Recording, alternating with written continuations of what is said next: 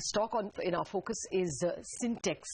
And the reason why we are calling this company is because investors are now betting big on a new enterprise or a new segment that Sintex is entering. It is setting up a spinning unit at a cost of 1,800 crore rupees. Sunil Kanojia, the Group CEO of Sintex Industries, joining us primarily actually on this new venture.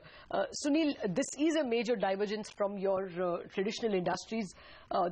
Why have you gotten, and when do you see revenues coming into this sector? Yeah, good morning, Lata.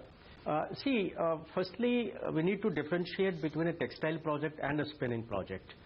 Textile is more a finished product, whereas spinning, the yarn, is an industrial product. So the business model dynamics are totally different. Our objective of getting into this business was because we found that there was a positive trend for India per se in the global market, as its market share was increasing, and we were becoming more and more competitive as compared to cost of China. There's a difference of about 30% in cost of manufacturing. And if you look at the total production, close to about 80% production of yarn happens in Asia, and we are about 20% as far as India capacity is concerned. But when we look at actually our production is only 12% of the global capacity, while we have installed about 20%.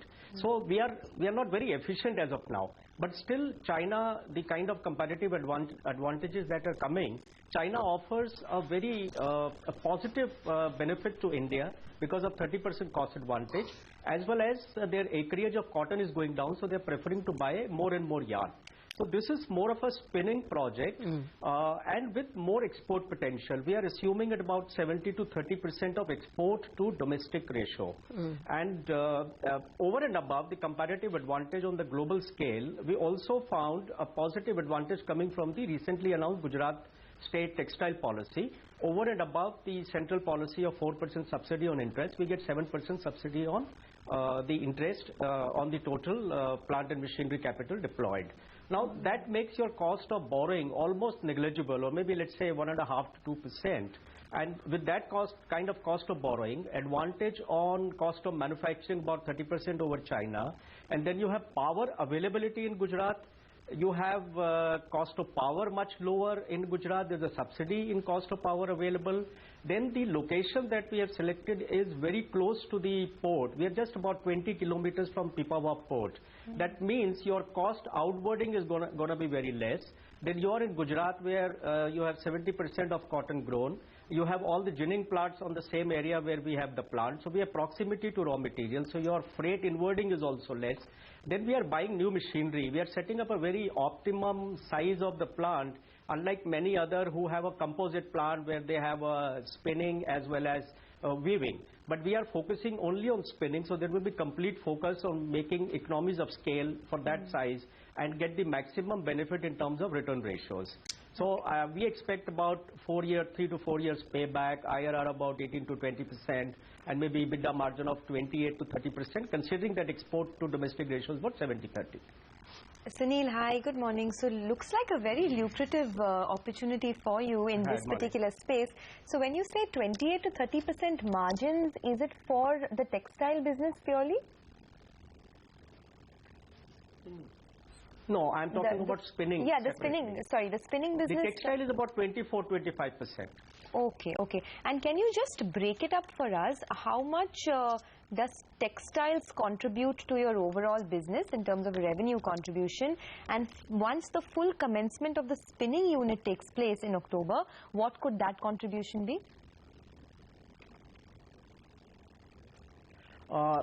Right now we are doing about 500 crores, 547 crores in textile, which is about 9% of the total turnover. But with the addition of this new capacity of 300,000 spindles, we will have close to about 1,800 crore turnover. So then the contribution of total textile, which would be weaving as well as the fabric as well as yarn, will go significantly up. Okay. But when we look at the growth of plastic, we are still looking at about 15-20% growth. Yeah, sure, go ahead, please. Okay, we are given to understand that because of China's currency being way stronger and appreciating, India is getting a currency advantage. A lot of textile stocks have been going up. In fact, all manufactured exports are being boosted by investors. So even on your textiles, not spinning, in your textiles, can you give us an idea of how margins and revenues will pan out? What are the export percentages over there? Yeah, you see, in textile, we are basically in a niche market. And in 2013, you would have noticed that we improved our margin from 21% to 24% in this financial year. Even our turnover went up by 15%. We are expecting a same growth in turnover as well as expansion in margin to about 26-27%. And actually, historically, our margins in textile also were about 28-30%. So we will definitely like to take advantage of the the currency depreciation and therefore benefits coming from exports, and try to improve our exports contribution in the overall textile sales. All right, Sunil, just hold on for 1 second. We need to get our attention back to the markets because there's been a sudden slide on the downside. This is something that we warned you about at the start of trade, how treacherous it's become to trade this market. And as you can see, the Nifty is now in the red. The mid-caps are in the red as well, dragged down by names like ONGC, Kotak Mahindra Bank, Coal India, HCL Tech. All of these names are down about 1% or so. We'll come back to that in a bit. The knock has come only in oil and gas and banking. Yeah. Those are the two. They were already the weak indices, and I guess the crude prices made the oil index a sitting duck.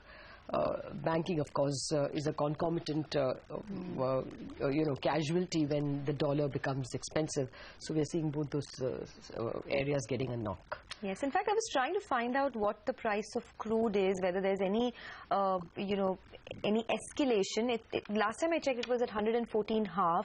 So let's just get Brent crude back up. Okay, it's still there, so it continues to remain elevated, but our market is still getting extremely volatile. But Mr. Kanojia, so, because there's so much potential in this spinning and textile business, what would your total capex be for, say, the next couple of years that you would have outlined?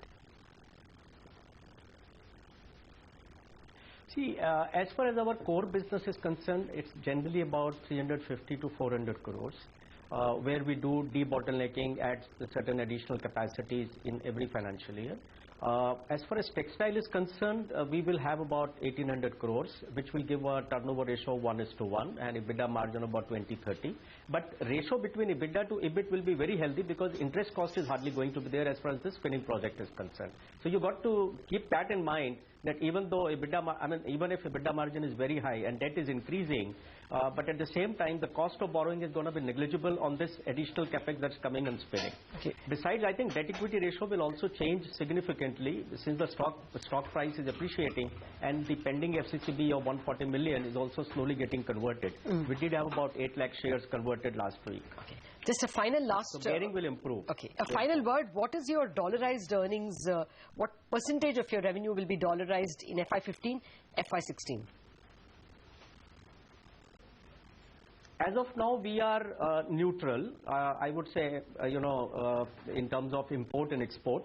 But with the spinning project, obviously what we are saying is that out of 1800 crore of turnover, 70% of that will be exports, and that will be kind of additional export earnings that we will have. All right, leave it at that. Mr. Kanojia, appreciate you taking time out for us this morning and detailing your spinning units plans. That's the word coming in from Sintex.